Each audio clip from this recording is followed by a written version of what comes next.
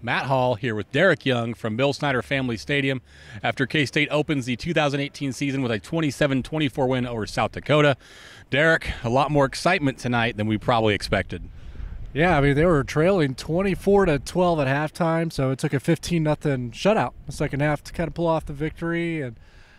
And though they mishandled the quarterback situation, I think pretty severely, they may have walked away knowing who it is.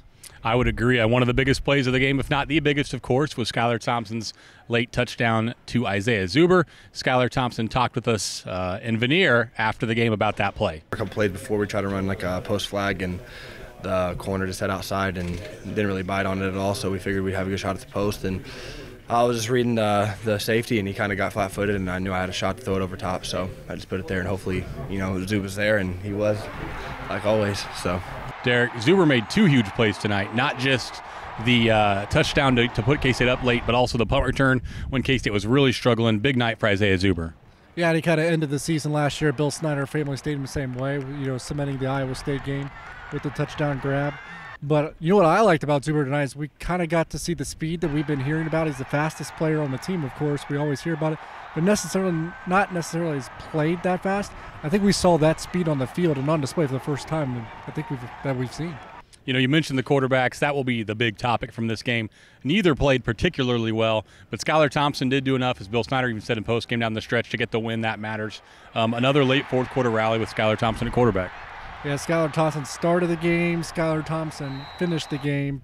He led, I think, the three most impressive drives of the night. So heading into Mississippi State week, I don't expect Bill Snyder to probably anoint him as the starter, but you can't walk away from tonight and think that he isn't the starter of this football team.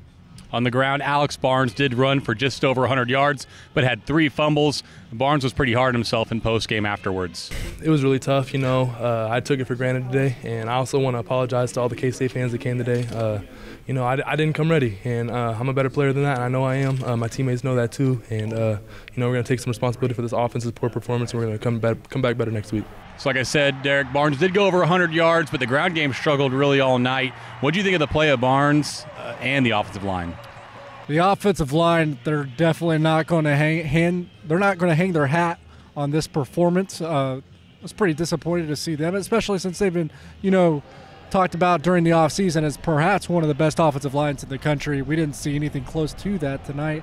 Abdul Beecham, he even got pulled at times for Josh Rivas as a starter, and that might have already been in the plans, but, you can make an argument that Rivas may have outperformed him when he entered the game. And then for Barnes, definitely not a performance that we're accustomed to seeing from him. He did lose 2 fumbles, and even Bill Snyder said that he's not sure he's ever seen Alex Barnes fumble 2 times in a day up until this point. So that's, just a very unordinary performance from the offensive line, and the same for Barnes. Let's flip to defense for a minute. I think if somebody just looks at the score in the morning, they'll probably think the defense didn't play especially well. I kind of feel different. A shutout in the second half, only gave up 17 really on that side of the ball. What did you think of the defensive effort this evening?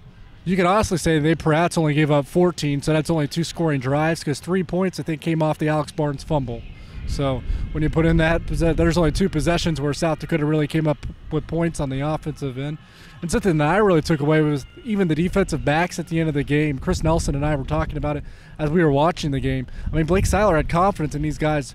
He knew South Dakota was going to pass the ball, their last possession, trying to get points on the board. And he's got Kevion McGee, he's not even a starter, out on an island.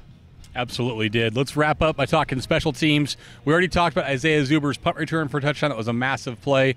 But Blake Lynch goes 4 for 4. Andrew Hicks over 40 yards a punt. That unit, for the most part, pretty good tonight. It's just a fool's errand, I think, to ever doubt what the Kansas State special teams will be. We question them all off season, and all they do is come into this game. Took 1 punt return back for a touchdown. Took another, but was called back. 4 of 4 on field goals. Pretty good punting, I think, over a 40-yard average. So there's not a whole lot you could pick apart from this performance. Not a pretty win for K-State, but the Wildcats are 1-0 after beating South Dakota 27-24. We'll be back all week long to get you ready for K-State Mississippi State. Appreciate your time at KStateOnline, and tell your friends.